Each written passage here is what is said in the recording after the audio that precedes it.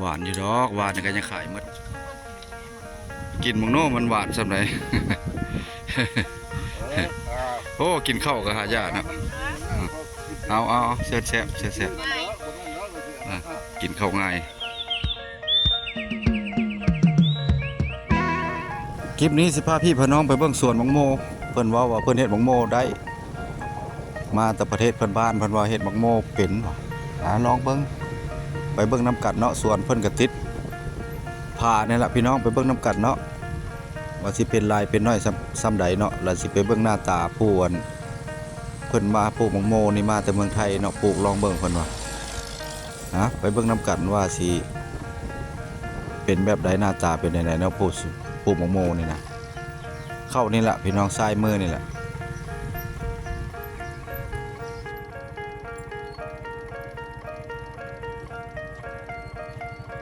โอ้เข้าเดี๋ยวบ่เข้าเฮ้ยโอ้มาหลายแท้นี่ตายโอ้บรรยากาศทุ่งนาเชียงแหวนนี่ก็หลายพี่น้องเพราะว่าส่วนหลายแล้วหน้าเราเพิ่นก็ปลูกแตงโมเนาะหรือว่าแตงโมลาวเฮาที่ว่านำการเกษตรมาจากเพื่อนบ้านก็คือประเทศไทยพี่น้องเนาะมื้อนี้เบาแปลงพาพี่พาน้องมาเบิ่งว่าสิได้มาตรฐานบ่เนาะการปลูกสิใหญ่ส่ำใดเนาะแต่ว่าผ่านมาเนี่ยเพิ่นเคยไปไทยแต่ว่าเคยเฮ็ดปลูกแตงโมอยู่ไทยเนาะแต่ว่าอยู่ลาวเฮานี่ก็บ่เทียนบ่ทันสูงพี่น้องอันนี้สวนก็ได้พี่น้องก็เพิ่นก็เอาน้ำสระนี่แหละฮดพี่น้องเนาะเพราะว่าใช้เป็น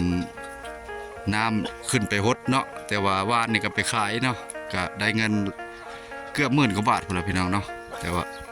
อยู่ลาวเฮานี่เห็นดุนี่ก็พอได้พี่น้องไปเข้าไปหาเจ้าของเพิ่นก่อนเฮ็ดหยังกินเนาะเฮ็ดหยังกินเนาะโอ้เป็นไอ้โมมัดแล้วบ่ยังบ่มัดเนาะโอ้ไม่ยังน่ะไกวไผน่ะไกวลูกบ่โอ้ได้ลูกแล้วบ่นี่แต่งหยังกินเนาะอนุญาตเด้อเบิ่งเพิ่นกินเฮ็ดกินหยังเนาะเพิ่นชาวสวนเพิ่นโอ้เพิ่นกวดซีนพี่น้องกินง่ายบ่ดิสบายดีพวกมาปีละปีนี้นะส่วนหลายแล้วเพิ่นได้สูตรมาจากเมืองไทยประเทศเพื่อนบ้านเฮามาปลูกเพิ่นนี่ไปทำงานอยู่ไทยแล้วไปอยู่สวนแตงโมเนาะแล้วก็มานำไส้ก็ถือว่าได้บทเรียนเนาะอันนี้มังโมแต่ว่าหน่วยบ่ใหญ่ปานใดแต่มังโมไทยนี่ใหญ่แต่เพิ่นจ้งเครือยันจ้งหลายเครือยันจ้งหลายหน่วยเครือนึงน้ำมันเลยบ่ใหญ่เนาะว่าเนี่ยเพิ่นขายได้เกือบ10,000 กว่าบาทพุ่นได้เพิ่นเอาไปขายนาเฮือนบ่แปลกมื้อนี้แล้วนำมาถ่ายเบิ่งสวนให้พี่ให้น้องเบิ่งเนาะอันนี้คือสวนแตงโมติดกับบ้านเสียงแหวนเนาะน้ำระจุขึ้นมาใส่อ่างตัวนี้อ่างพะยางนี่แหละอดทุ่งนาเสียงแหวนฮะกระปุกคือกันเพื่อกระปุกคือกันหลายอยู่พี่น้องไงนี่ก็ดีอยู่เพราะว่าเฮาเพิ่นไปเฮ็ดงานก็ได้วิชาอาชีพมาเนาะก็มานำไส้หลังจาก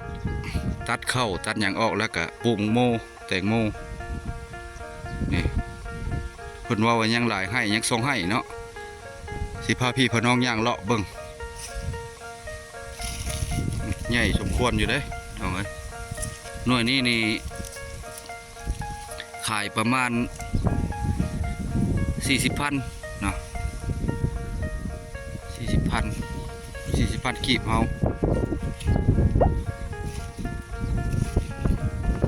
โอ้หน่วยนี้ใหญ่แน่หน่วยนี้เครือละหน่วยบ่อันนี้คือใหญ่แท้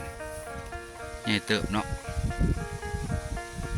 สมเทียบใส่มังโมไทยแล้วมังโมไทยแล้วใหญ่กว่าเนาะแต่ว่าอันนี้มันเพิ่นเอาสูตรมาจะได้กับบ่ฮู้เนาะมังโมบ้านเฮาน้ำสร้างคดนี่แหละลมอากาศลมแล้วพี่น้องทุ่งนาก็ลมแห้งพี่น้องเนาะทุ่งนี้ก็ความกว้างปุ๊ที่บริเวณนี่กว้างตัวนั้นก็คือผาถ้ำเสือตัวนี้ก็ได้เนาะถ้ำเสือก็เพิ่นสิได้จัดแหล่งท่องเที่ยวอีกบ่อนหนึ่งอีกแปะถ้ำช้างฮัดพี่น้องเนาะเมื่อวานนี่ก็นักท่องเที่ยวมาหลายคนอยู่เนาะมาทางเส้นนี้ก็เกี่ยวมานี่แถวนี้บ้านนี่แหละมีบ้านพักละเด้อพี่น้องเนาะบ้านพักประมาณ หลายห้องเติบนี่กายทางออกไปนี่บ้านพักหลังบ้านพักนี่ทางนี้ทางแก่นี่นะถ้าว่านักท่องเที่ยวไปค่ำมามืดว่าจะเข้าในเมืองก็มีบ้านพักให้เช่าเนาะคืนหนึงก็150,000เงินกีบเฮา150,000ก็ตกอยู่ในประมาณเท่าไหร่บ่ฮอด200บ่ฮอด300ซ้ำเนาะ200ปลายน้อยๆนี่นะ200บาทเนาะมื้อนี้ก็กำลังแดดบ่แปลงเลาะเบิ่งสวนเพิ่นนี่แดดก้าเนาะสีบ่ยังงามก็ขอโทษขออภัยพี่น้องชาวหมู่บ้านนี่ก็ถือว่าปลูก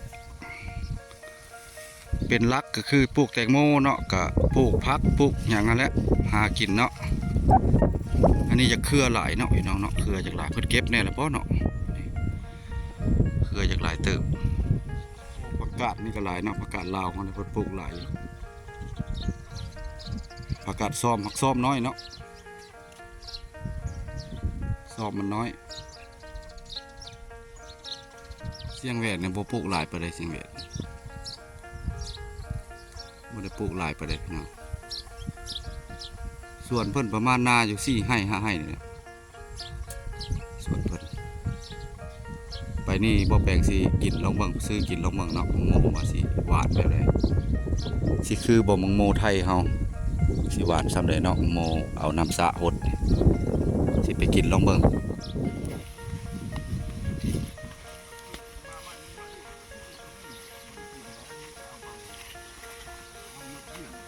แล้วมังโมขายยังอยู่บ่ขายมันแล้วบ่ไปปิดมาเนาะมากินเบิ่งนะกินมังโนมันหวานส่ำใด โอ้กินข้าวก็หายากนะเอาแซ่บกินข้าวง่าย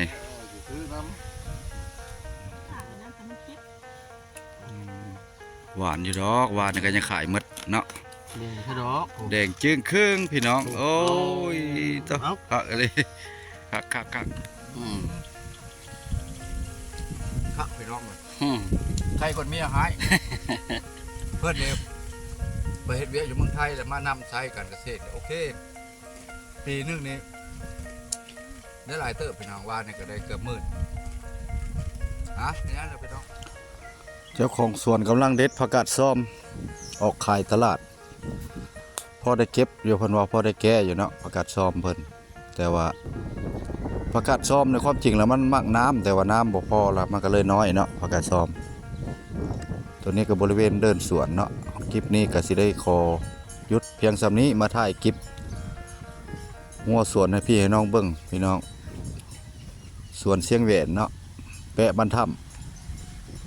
ำความจริงเสียงแหวนนี่ก็บ้านบ่ใหญ่เด้พี่น้องมันเป็นบ้านห้างประมาณ5-60 หลังคานี่แหละนี่ดิแปะทำงัวนี่เป็นบ้านบ่ใหญ่บ้านห้างเนาะ